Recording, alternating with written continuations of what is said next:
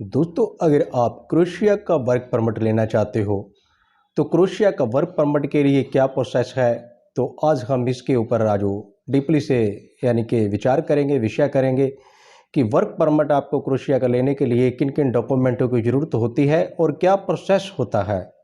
Croatia का work permit लेने के लिए सबसे पहले जब आप क्रोएशिया के वर्क परमिट लेने की तैयारी कर रहे हो तो आपके पास आपका पासपोर्ट कम से कम 6 मंथ की वैलिडिटी के साथ होना चाहिए और इसके बाद आपके पास एक पीसीसी यानी कि पुलिस क्लियर सर्टिफिकेट जो कि एसपी ऑफिस से बनती है, मिल जाती है। तो आप एसपी ऑफिस वाली करा लें, क्योंकि आज की डेट में अगर आप पासपोर्ट ऑफिस वाली अपनी रेडी करवाते हो तो उसमें काफ़ी टाइम यानी कि लग रहा है, क्योंकि उसकी जो अपॉइंटमेंटें हैं वो काफ़ी लेट मिल रही हैं। लेकिन एसपी ऑफिस वाली चल जाती है।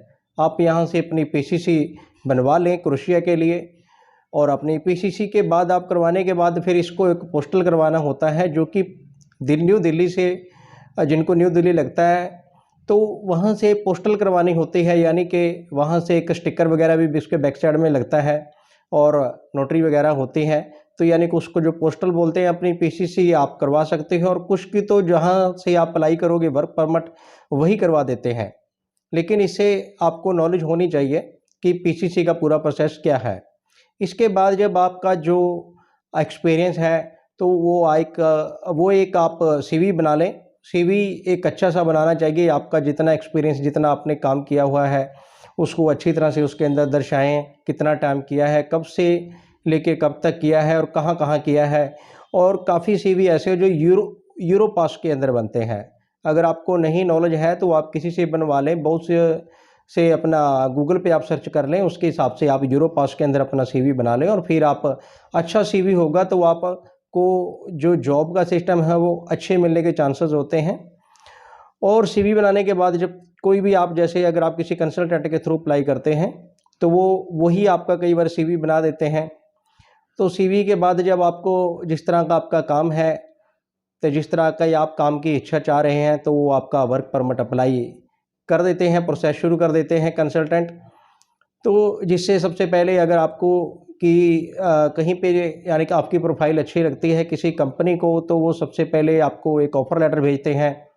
और आपको ऑफ़र लेटर को अच्छी तरह से ध्यान से पढ़ना चाहिए। क्या सिस्टम है वो सारा ऑफ़र लेटर के अंदर लिखा हुआ होता है। तो सिग्नेचर करके आप साइन करके उनको वापस भेज देते हैं। उसके बाद आपका वहाँ से वर्क कॉन्ट्रैक्ट आता है, जिसको हम वर्क परमिट भी कहते हैं।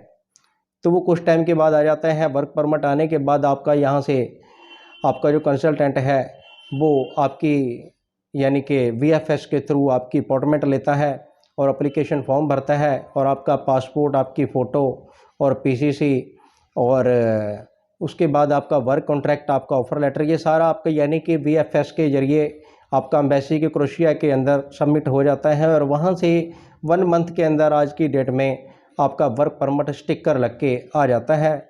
और इसके बाद आप अपनी क्रोएशिया की टिकट लेके और आप क्रोएशिया के अंदर चले जाते हैं। और क्रोएशिया के अंदर जाके आप 1 वीक के अंदर अपना काम स्टार्ट कर लेते हैं।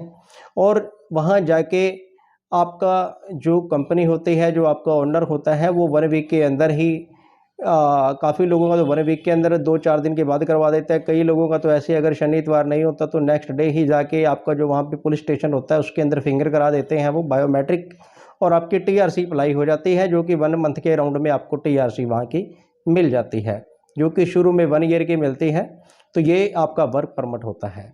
तो ये है दोस्तों छोटी सी इन्फॉर्मेशन। ये आपको वर्क परमिट का हमने सिंपली सा मेथड बताया है कि ये ऐसे प्रोसेस होता है। तो आज की डेट में क्रोएशिया का वर्क परमिट मिल रहा है।